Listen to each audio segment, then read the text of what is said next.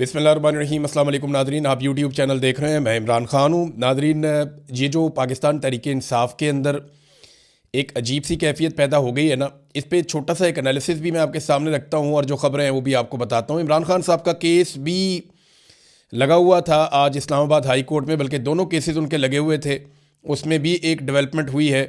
और ये केसेस इस मौके पर दोनों इकट्ठे कैसे लग गए और किस तरीके से ये आगे बढ़ेंगे, ये भी आपको मैं अभी बताता हूँ। और पाकिस्तान एक बड़े अजीबोगरीब सिचुएशन में फंस गया है मौजूदा रजीम के हाथों।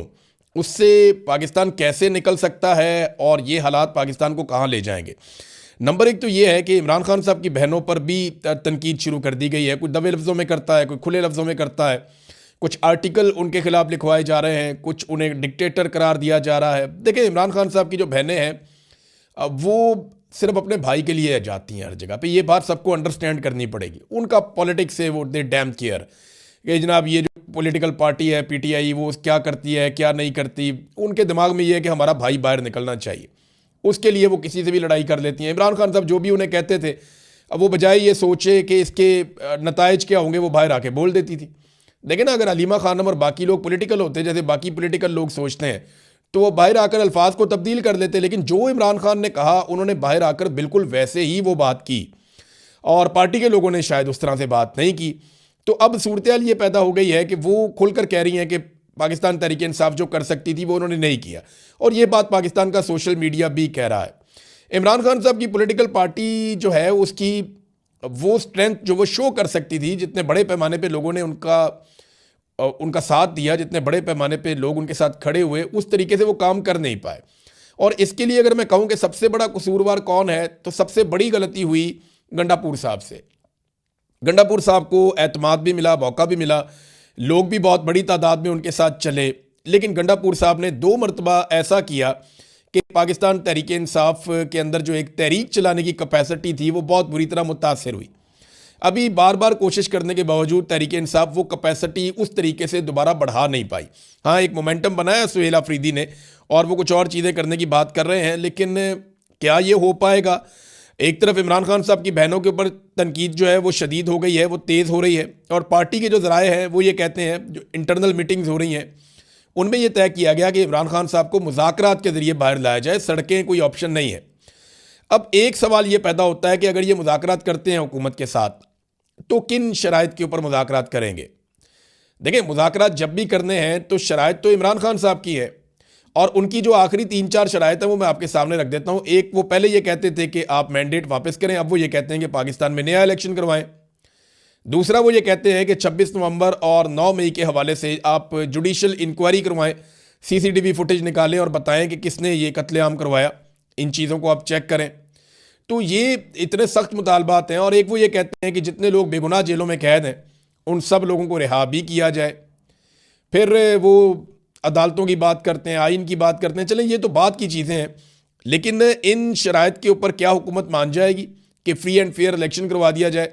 तो मुझे नहीं लगता कि ये हुकूमत फौरी तौर पर इलेक्शन करवाने के मूड में है। इनकी हालत बहुत ख़राब है, ख़ास तौर पर इनका हर फैसला अवाम नापसंद करती है, और ये फैसले भी इसी तरह के, कभी जहाज़ ले लेते हैं, कभी झूले ले लेते हैं, कभी गाड़ियां ले लेते हैं। तो ये इससे बाहर नहीं निकल रहे, और ये दावे करते हैं अवाम की खिदमत के, और सिर्फ अपने जलसे जुलूस और तस्वीरें, इसके ऊपर इनकी पूरी पॉलिटिक्स चल रही है। ग्राउंड के ऊपर इन्होंने गरीब आदमी के लिए किसी किस्म का कोई काम नहीं किया। अब इमरान खान की मर्जी कैसे शामिल करवाई जाए?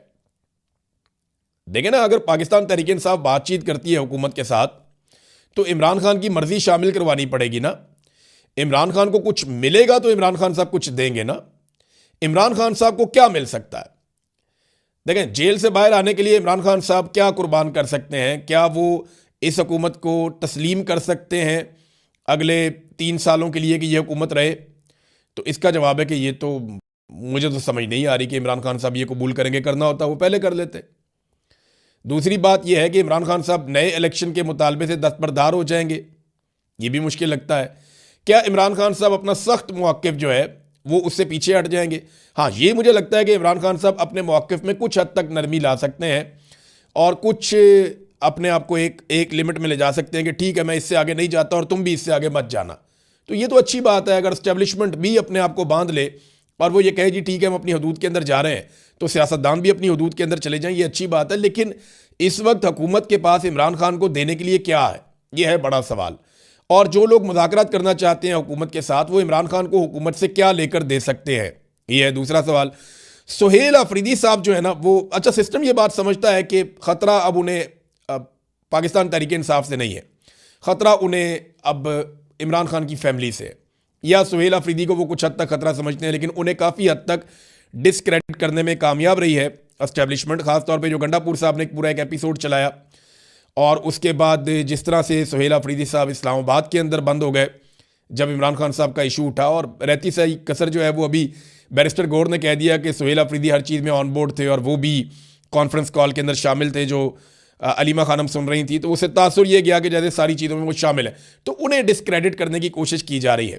देखिए सुहेल अफरीदी के पास अब बचा क्या है। इमरान खान साहब का जो आखिरी उनके लिए पैगाम था सुहेल अफरीदी के लिए, वो ये था कि स्ट्रीट मूवमेंट की तैयारी करो।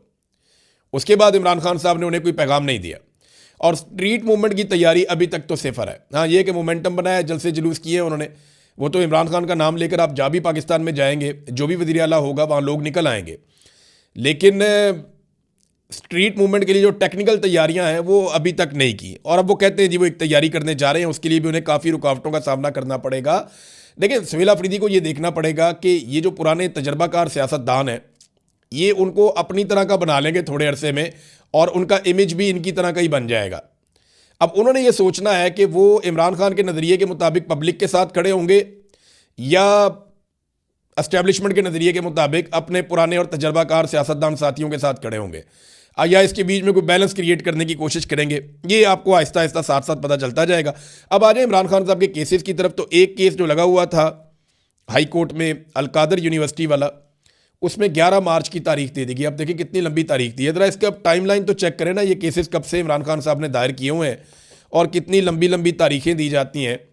ये देखें जनाब, ये इमरान खान साहब के खिलाफ जो फैसला है वो आया था 17 जनवरी को पिछले साल, और उसके बाद 15 मई को जनाब मुकर्रर किया गया अपील के लिए, फिर जनाब नोटिस कर दिए गए, फिर 5 जून को नैब ने मज़ीद वक़्त मांग लिया, फिर 11 जून को जो बेंच था वो दस्तयाब ही नहीं था, फिर 26 जून को नैब के नए प्रोसिक्यूटर ने 4 हफ्ते का वक़्त मांग लिया था, फिर 26 सितंबर तक ये केस नहीं लगा, फिर प्रोसिक्यूटर की तबीयत ख़राब हो गई, फिर 16 अक्टूबर को बेंच ही दस्तयाब नहीं था कि जनाब केस नहीं लग सकता अब, फिर 4 नवंबर को बुशरा बीबी ने दरख्वास्त दायर की, वो आज तक लगी नहीं, फिर 14 फरवरी को इन्होंने कहा जी कि जल्द समाअत हमारी की जाए, दरख्वास्त दायर की गई, और जनाब ये आज के दिन के लिए मुकर्रर थी, और अब 11 मार्च दोबारा दे दी गई है। दूसरा जो मामला है उसके अंदर एतराज़ात लगा दिए गए हाई कोर्ट में रजिस्ट्रार की। एतराज़ क्या है जी, ये ज़ेर ज़बर की गलती है, ये नुक्ता यहाँ क्यों नहीं लगा, ये चीज़ यहाँ क्यों नहीं लिखी, ये ऊपर आपने फ्लैग क्यों नहीं लगाए हुए, जो बड़े अजीबोगरीब किस्म के एतराज़ात लगा दिए गए जो नॉर्मली इस किस्म के केसेस में नहीं लगाए जाते। इसके ऊपर बात भी हुई अदालत के अंदर, लेकिन जज साहब जो वहाँ पे थे उन्होंने कहा नहीं जी आप इसको दूर कर ले, 1 हफ्ते का टाइम मेरे ख्याल में वहाँ पे भी दे दिया है। तो ये सिर्फ ट्रक की बत्ती है और कुछ नहीं है जो बज़ाहिर मुझे दिखाई देता है। इन केसेस में ऐसे इमरान खान साहब को छोड़ दिया जाएगा, मुझे नहीं लगता। मुझे ये लगता है कि शायद ये एक उम्मीद पैदा कर देते हैं जब भी कभी कोई तहरीक चलने वाली होती है या पाकिस्तान तहरीक इंसाफ कोई मोमेंटम अवामी बनाने की कोशिश करती है, तो ये एक उम्मीद पैदा करते हैं, कभी मुज़ाकरात शुरू कर देते हैं, कभी अदालतों के अंदर थोड़ा सा हिलजुल पैदा कर देते हैं ताकि अगर कोई तहरीक चलनी है तो वो तहरीक ना चल पाए। ये ऐसा दिखाई देता है। यास्मीन राशिद साहिबा ने एक ख़त लिखा चीफ जस्टिस ऑफ पाकिस्तान को, और उन्होंने बहुत सारे हक़ाइक़ बताए। उन्होंने कहा जी जब नवाज शरीफ जेल में बीमार हुए तो हम उन्हें अस्पताल लेकर आए थे, और हमने नवाज शरीफ को ये ऑफ़र किया था कि वो अपने पसंदीदा डॉक्टरों के नाम बताएं, हम उनसे मियाँ नवाज शरीफ साहब का इलाज करवाएंगे। फिर जो डॉक्टर अदनान थे वो हर वक्त मियाँ साहब के साथ रहते थे। फिर फैमिली को भी फ्री एक्सेस दी गई थी, मियाँ साहब को हर तरह से फैसिलिटेट किया गया था, लगातार उनकी मुलाकातें चल रही थी। फिर डॉक्टर अदनान डॉक्टर्स की तमाम बोर्ड मीटिंग्स के अंदर भी बैठते थे जो नवाज शरीफ के अपने डॉक्टर थे। तो यास्मीन राशिद साहिबा ने काफ़ी सूरत हाल बता के शर्म दिलाने की कोशिश की अदालत को। चीफ जस्टिस ऑफ पाकिस्तान को उन्होंने एक ख़त लिखा। अब देखना यह है कि अदालत जागती है या नहीं जागती, क्योंकि इमरान खान के साथ तो सरीहन एक ज़्यादती हो रही है और लगातार वो ज़्यादती उनके साथ करते चले जा रहे हैं। नादरीन, एक और ख़बर है, ये बरतानिया से आई है। बरतानिया के पार्लियामेंटेरियंस ने पाकिस्तान को जो एड दी जाती है, जो इमदाद दी जाती है, उसके हवाले से आवाज़ उठा दी है कि जो पाकिस्तान को इमदाद दी जाती है उसको मशरूत किया जाए, उस पर नज़रसानी की जाए कि पाकिस्तान में जमहूरियत और इंसानी हकूक़ की पामालियाँ हो रही हैं और उनका खात्मा यकीनी बनाया जाए और उसके साथ इसको मशरूत किया जाए। बरतानवी वज़ीर जो है उन्होंने कहा कि हम ये वादे करते हैं कि पाकिस्तान को अपने मुल्क में बुनियादी इंसानी आज़ादी को इज़्ज़त देना होगी, फेयर ट्रायल का हक़ देना होगा, मेडिकल ट्रीटमेंट देना होगी, जैसे ये हर इंसान का हक़ है वैसे ही ये इमरान खान का भी हक़ है। ह्यूमन राइट्स आइन और बैनुल अक़वामी कवानीन का एहतराम होना चाहिए। ये बरतानिया की पार्लियामान के अंदर आवाज़ उठ रही है। फिर इमरान खान को इसलिए जेल में डाला गया है क्योंकि वो इलेक्शन जीत गए थे और अभी भी वो इलेक्शन जीत सकते हैं। जमहूरियत इसी सूरत में मुस्तहकम होगी जब वहाँ पे नए इंतखाबात होंगे। तो नए इंतखाबात का एक मुतालबा भी वहाँ से सामने आया। फिर एक और मुतालबा सामने आया कि बरतानवी हुकूमत को इमरान खान और उनके बेटों कासिम और सलमान के दरमियान मुलाकात में सहूलतकारी के लिए अपना किरदार ज़रूर अदा करना चाहिए। तो नाज़रीन, ये है सूरत हाल। इमरान खान की बहन ने कहा, हलीमा खानम ने, कि जिस तरह से इमरान खान साहब की आंख ख़राब हुई है, बहुत सारे डॉक्टरों ने हमसे रब्ता किया है और उन्होंने हमें बताया कि इसकी एक वजह यह भी हो सकती है कि इमरान खान साहब को स्लो पॉइजनिंग की जा रही है, यानी उनको रफ्ता रफ्ता जहर दिया जा रहा है। इसलिए अब हम इमरान खान का ज़ाती मुआलिज और फैमिली की मौजूदगी में एक काबिल ज़िक्र अस्पताल जो है शिफा इंटरनेशनल अस्पताल, वहाँ से मुकम्मल मुआयना करवाना चाहते हैं। ये जनाब इमरान खान साहब की फैमिली की दरख्वास्त है जिसके ऊपर बिल्कुल अमल दरामद नहीं किया जा रहा, इसको सुना नहीं जा रहा। अब नाज़रीन आ जाए पाकिस्तान की एक और जो इकनॉमिक सूरत हाल है उसके ऊपर एक बड़ी अलार्मिंग चीज़ सामने आई है और IMF ने एक मुतालबा भी किया है। IMF ने ये मुतालबा किया है कि UAE से जो पाकिस्तान ने $2 अरब लिए हुए हैं, कर्जा लेकर रखा हुआ है अपने कौमी ख़जाने में, उसको कम से कम 1 साल के लिए रूल ओवर करवाया जाए और वो कर्जा कम से कम 1 साल तक UAE को पाकिस्तान वापस ना करे। और ये जो वफद है इन्होंने बताया जी कि ये जायज़ा वफद है। इन्होंने कहा जी कि UAE का $2 अरब डिपॉजिट 1 साल के लिए रोल ओवर ना होने पर बड़े हालात ख़राब हो सकते हैं और पाकिस्तान के लिए मुश्किलात पैदा हो जाएंगी। पाकिस्तान ने यकीन दहानी करवाई है कि हम करवा लेंगे। देखिए, UAE ने $2 अरब का जो कर्जा है उसको पहले 1 महीने के लिए और फिर 13 फरवरी को 2 महीने के लिए रोल ओवर किया था। पाकिस्तान ये कोशिश करेगा कि कम से कम 1 साल का टाइम मजीद मिल जाए। अभी जो टाइम है पाकिस्तान के पास वो अप्रैल के मिड तक का टाइम है और अगर उसके बाद देखें बजट आ रहा है और अगर बजट में IMF ने हाथ खींच लिया या मजीद कड़ी शराइत लगा दी तो ये हुकूमत मजीद मुसीबत में पड़ जाएगी। अवाम को कोई रिलीफ नहीं दे पाएगी बल्कि अवाम की कमर ये मजीद तोड़ देंगे।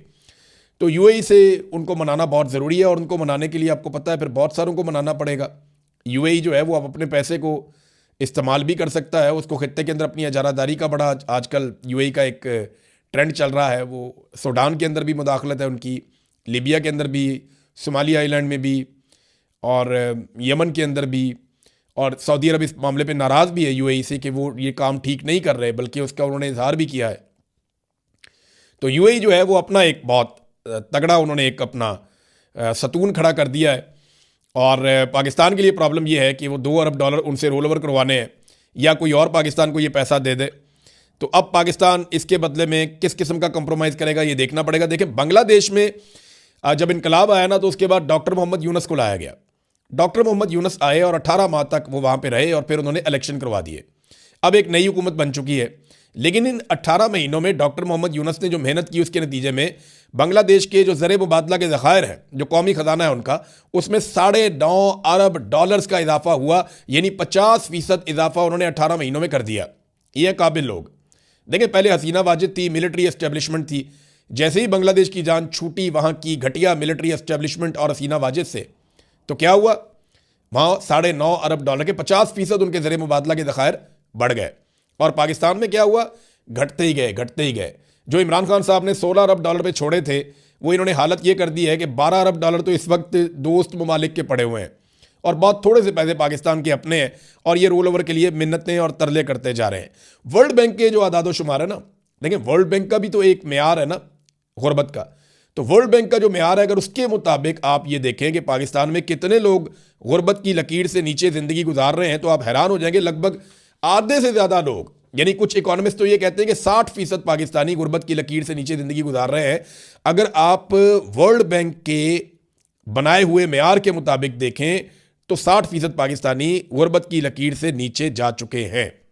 नाज़रीन, जहाज़ वाली जो कहानी है जो बड़ी सुबकी का बायस बनी पंजाब हुकूमत के लिए, मिनिस्टर ने बहुत झूठ बोला, तो बिलाखिर इंफॉर्मेशन मिनिस्टर ने काफ़ी झूठ बोलने के बाद सच बोल दिया और ये करार दे दिया कि ये जहाज़ मरीम नवाज़ का है, और साथ ही ताना दे दिया बिलावल को कि अगर बिलावल सिंध हुकूमत के जहाज़ में इधर उधर फिर सकता है तो फिर मरीम नवाज़ या पंजाब हुकूमत जहाज़ क्यों नहीं ले सकती, तो मरीम की भी मर्जी है।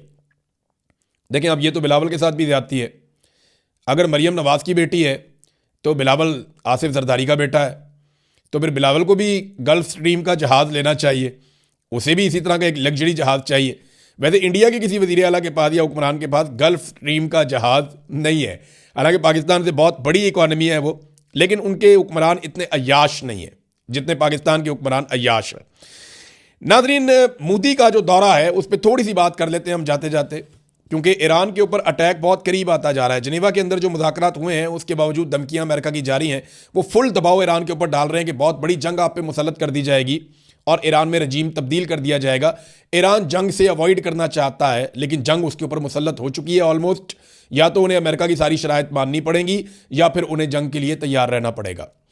अब नरेंद्र मोदी ने दौरा किया है इजराइल का, और इतने पुरजोश हैं नरेंद्र मोदी के, उन्होंने कोई 1 दर्जन ट्वीट कर दिए इस दौरे को लेकर, बार बार ट्वीट। और ये एक बड़ा ज़बरदस्त ताल्लुक है इसराइल का और भारत का। ये पाकिस्तान के खिलाफ भी कई मरतबा इस्तेमाल हुआ है।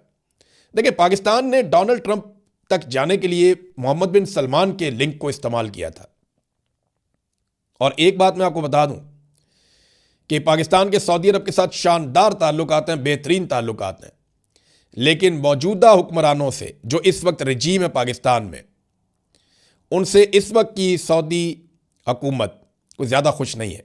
ये मैं आपको आज कह रहा हूं ना, ये मुस्तकबिल में साबित हो जाएगा। आप सबको बहुत अजीब लगेगा, लेकिन आप पिछले चंद दौरे उठाकर देख लें, आपको कुछ चीज़ नज़र आएगी। बस आप गौर करते जाएं, कुछ दिनों में आपको बहुत सारी चीज़ें नज़र आएंगी। मैं ज़्यादा कहना नहीं चाहता क्योंकि 2 मुल्कों के ताल्लुकात का मामला है। तो पाकिस्तान और सऊदी अरब के ताल्लुकात तो शानदार हैं, वो हमेशा रहेंगे, लेकिन इस वक्त के सऊदी हुक्मरान, पाकिस्तान के मौजूदा हुक्मरान जिनमें एस्टेब्लिशमेंट भी शामिल है, उनसे कुछ ज़्यादा खुश नहीं है और वहाँ पे एक सर्द मोहरी देखने में आ रही है। बहरहाल, हमने जब पाकिस्तानी एस्टेब्लिशमेंट ने, आसिम मुनीर ने, शहबाज शरीफ ने ताल्लुक बनाना था डोनाल्ड ट्रंप से, तो मोहम्मद बिन सलमान के लिंक से ये लोग आगे बढ़ते हैं।